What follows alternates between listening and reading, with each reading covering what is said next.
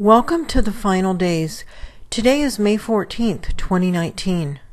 Sorry I was out of commission for a while, but when internet goes down way out here in the boonies, it can take a long time to get it back up running. Today we will be viewing several different sky and space anomalies not mentioned by mainstream media. The purpose of this channel is to show the viewers that we are living in the very last days according to the Holy Bible, and to explain why this is good news and cause for celebration. Explain later in this video. The images we will be viewing are all current images from the Federal Aviation weather cameras in Alaska and Canada. Each image is 10 minutes apart from the next. Our first video was captured by the southeast-facing weather camera located in Cape Spencer, Alaska. I'll play the video exactly as it came off the camera, then I'll play it again with some contrast added so that the details show up better. I cannot hazard a guess as to what this object is, but it has very large holes in it like Swiss cheese, and it's obviously rotating. I cannot tell if this object is a naturally existing asteroid or a broken piece of a celestial object, or if it was manufactured, but I can tell you that this is one of the signs of the end times. Jesus tells us in the Bible's book of Luke, chapter 21, verse 25, that we will see signs in the sky when the end is near. Every effort is made to hide objects like this and to remove images like this from the weather cameras before the public has access to them. I only get what they miss.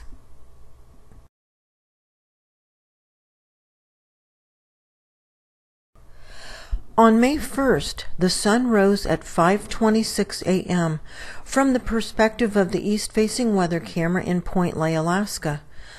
Essentially, in this image we are viewing, the sun has been up for over 3 hours and is somewhere within the large area of glare. In the same photo, something else has just risen within the past 30 minutes. Remember the size of this small blue orb as we go through these images. Here is the size of the real sun. As you can see, using size comparison between these two images, which are a half hour apart, the small bluish ball in the first photo was not the sun. This is another sign of the last days. This video from May 1st from the east-facing camera in Chandler Shelf, Alaska, shows two large celestial orbs, very blurred by technology. The technology is in place to blur and fade these celestial objects from view.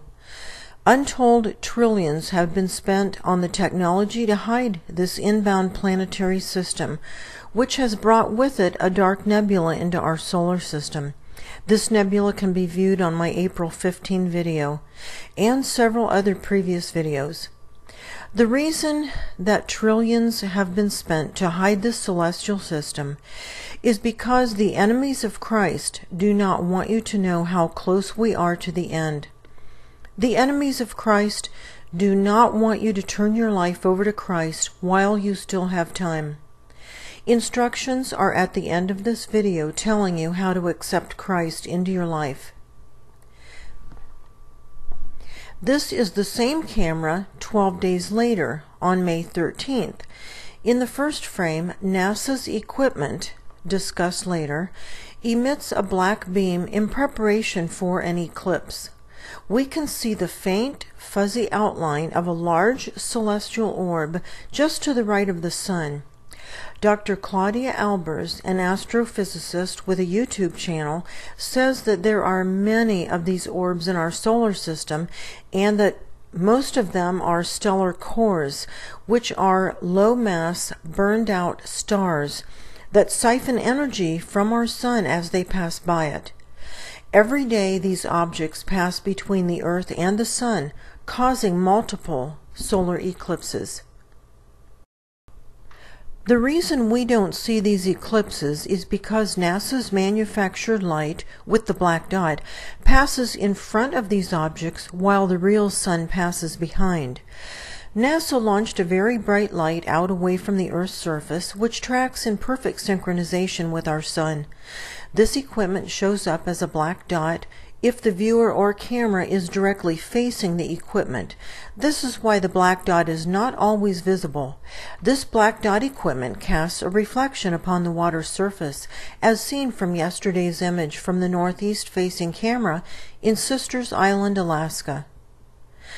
This black dot equipment is capable of producing a circular glare thousands of miles in diameter in order to hide celestial objects between the Earth and the Sun. Even though the glare can be thousands of miles in diameter, the equipment producing that glare is tiny enough to completely disappear behind a thin flagpole and even a tiny bird feeder post. Our real sun could never disappear behind a thin flagpole or bird feeder post. When these images were taken, the real sun was behind a dark nebula, as detailed in my April 15 video and several other previous videos. The east-facing weather camera in Quebec, Canada, shows an enormous hole in the atmosphere. A different atmospheric hole in Alaska was featured in my April 6 video, viewed from two different towns. I don't know why our atmosphere has holes. This is another sign that we are living in the very last days.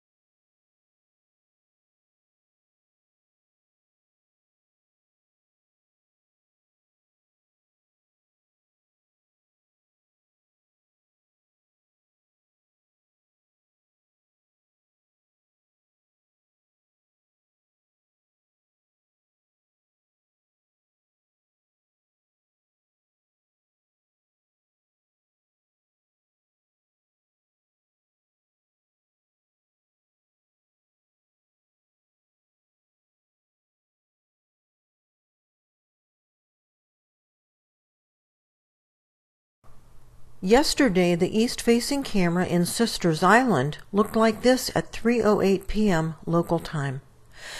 10 minutes later, it looked like this. It is possible that NASA's manufactured light malfunctioned. This has happened in the past. Some of you have seen this February 25th footage from the Anchorage camera, where NASA's sun appeared to be in a possible state of malfunction, flashing wildly as it crossed the sky. Now, if this were our real sun, we would have all been burnt to a crisp in a matter of minutes. On May 12th, a similar malfunction occurred and was caught on the west-facing camera in Cape Fanshawe, Alaska. Just 10 minutes later, the scenery was completely washed out with an intense glare that lit up the mountains and water, as you can see. 10 minutes later, everything was back to normal. The west-facing camera in Tenakee Springs captured a moon orbiting a larger celestial body around 4 p.m. local time. At first glance, it doesn't look like anything special, but some contrast helps to bring out the detail, as well as some close-up images of these same pictures.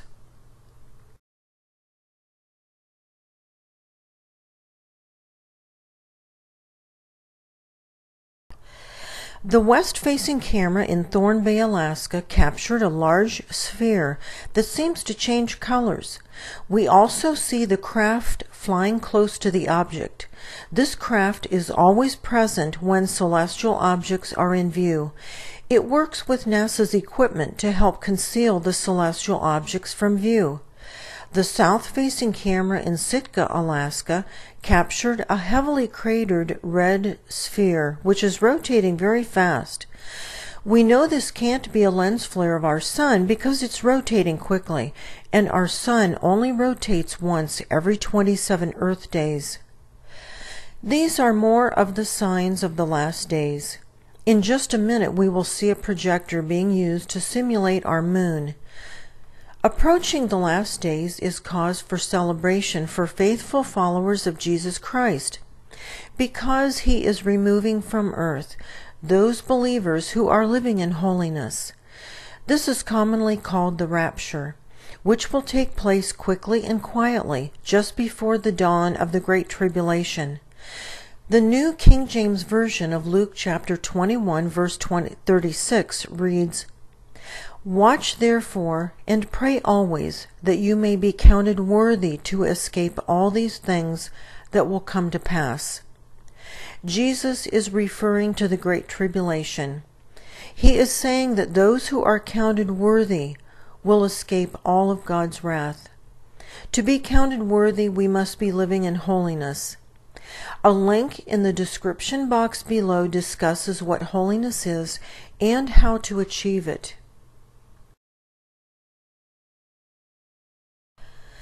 The west-facing camera in Chilkat, Alaska, begins at nearly 1:30 in the morning, local time. The moon is being projected as a bell-shaped equipment passes by it. Here is a better view of the same thing taken from the south-facing camera in Harris River Pass, Alaska. As the moon appears to be traveling across the nighttime sky, a bell-shaped projector carefully travels at the same speed, passing the moon as it projects the moon. It is possible that the moon is being eclipsed by a celestial object, requiring projection to make it appear unchanged. The yellow crescent begins on the left side of the moon. As the moon crosses the sky, the yellow crescent actually ends up on the right side of the moon. This is not natural.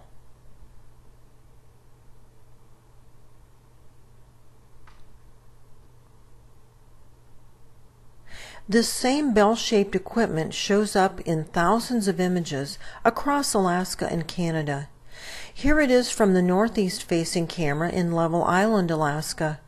We are only seeing a reflection of the bell-shaped equipment here, not the actual equipment. This is a reflection. Here is the bell-shaped reflection again on the northeast-facing camera in Eagle, Alaska. These are all signs that we are living in the very last days. Many people mistakenly believe that there is a fourth or fifth dimensional ascension for good people, or that all good people automatically go to heaven. This is a lie from the demonic realm. Heaven is only available to those who have accepted Jesus into their hearts and lives. Jesus tells us this in his own words in John 14:6. Bill Weiss gives a great analogy of why being good doesn't get a person into heaven. Let's say you walk up to the door of the finest house in the country. You knock on the door.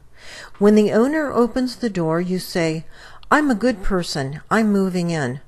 The house owner says, "I don't know you. Go away." It's the same with heaven. You can't live your whole life without knowing, trusting, believing, and loving God, and then one day go knocking on heaven's door expecting to enter. Living for Christ is much more than holding an opinion that he died on the cross long ago. Living for Christ is a way of life. You must make him the center of your life. The only reason that your eternal soul has been sent into this fallen world is so that you can choose to love Christ out of your own free will and live according to that love. This is the only reason we are here in these temporary flesh bodies. These next few screens will tell you how to accept Christ into your life in the event you are seeking Him. Simply pause the screens if you need more time to read the text.